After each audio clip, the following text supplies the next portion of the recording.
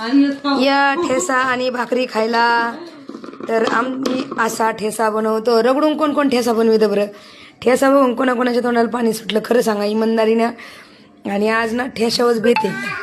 ठेसा आणि भाकरी. आज काय भाजी नाही काय नाही.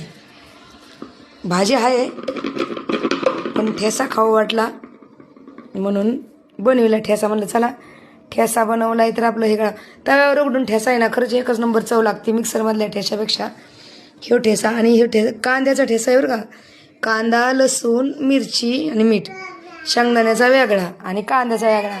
आणि हे आमची ढमा कुठं न्यावा आकडे? हा कुठं न्यावा तुला? कुठं न्यावा गे? ठेसा खातो का? ठेसा चालू बोल सग एक बोट लावू का? कसं होईन मग?